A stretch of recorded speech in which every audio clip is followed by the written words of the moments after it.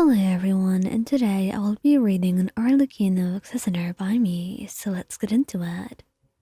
The air in your shared home had always been warm, a quiet refuge from the harshness of the outside world. But tonight, the atmosphere felt tense. You sat on the edge of the bed, feeling the weight of your secret pressing down on you, suffocating in a way you could not ignore any longer. You had managed to keep it hidden for months, convincing yourself that you were protecting her from the harsh truth. Arlecchino had always been sharp, her eyes seeing more than most people ever could. She knew when something was wrong, but you had deflected, brushed off her concerns with vague reassurances. You did not want her to worry. You didn't want her to know the truth. But now, she stood across from you, her arms crossed over her chest, a mixture of hurt and frustration written across her face. She had figured it out. Of course she had. How long were you planning on keeping this from me? Her voice was low, dangerously calm. It was the kind of tone that sent a chill down your spine, because it meant she was holding back, trying to stay composed. Were you ever going to tell me? You swallowed hard, your throat dry as you struggled to meet her eyes.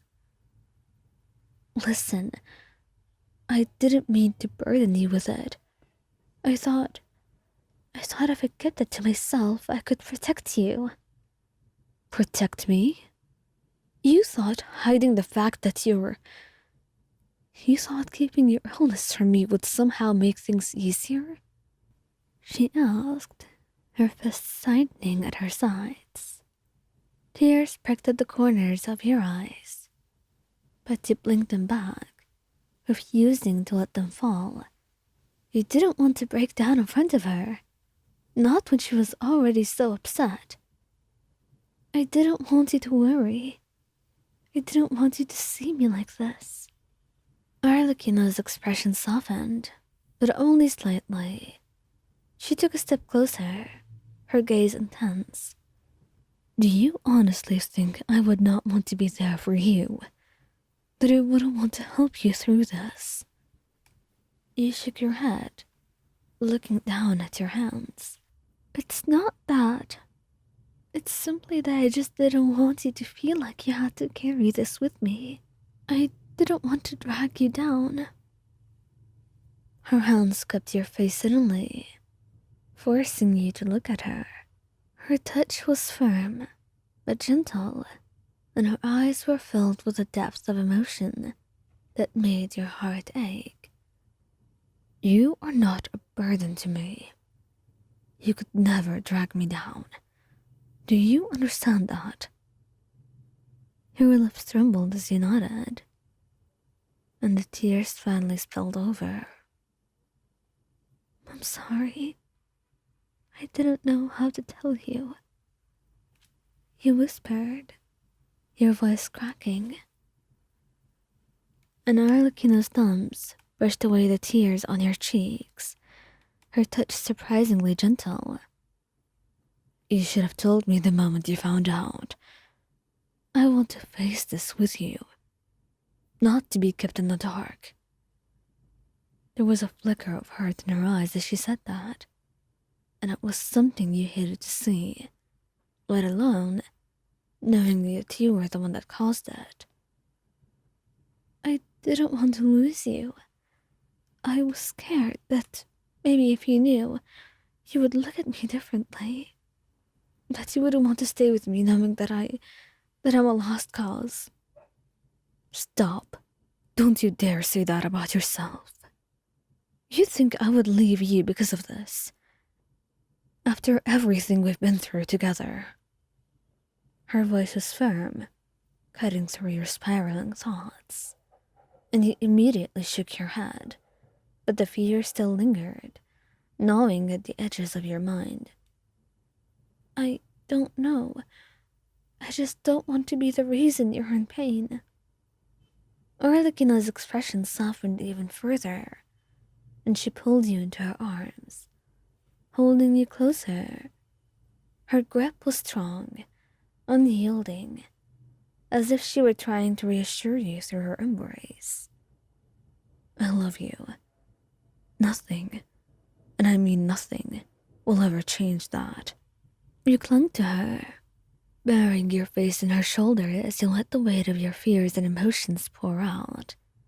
She didn't say anything for a while, simply holding you, letting you cry, letting you release everything you'd been holding in for so long. And when you finally pulled back, wiping at your eyes, she kept her hands on your shoulders, her gaze steady. You don't have to go through with this alone. I'm here, and I'm not going anywhere. So stop trying to protect me by pushing me away. You managed a small, shaky smile. I don't deserve you. That's nonsense. You deserve someone who's going to fight for you. And someone who loves you. And I will do that, whether you like it or not. The fierceness in her words brought a fresh wave of emotion to your chest. I didn't want to see you hurt, but that's all. I already am. But I'm hurt because you thought you had to keep this from me. We're in this together, alright? No matter what happens in the end. You nodded, feeling lighter somehow, as if a heavy weight had been lifted from your chest. Okay. And although reality was grim, and your days were numbered, Arlecchino knew that for as long as you would live, for as long as you would remain by her side, she would at least do her best to make sure that those days were happy ones.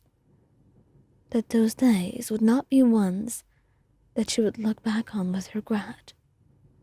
She would cherish you and spoil you in every way that she could, to make sure that at least when you went, you would go with a smile.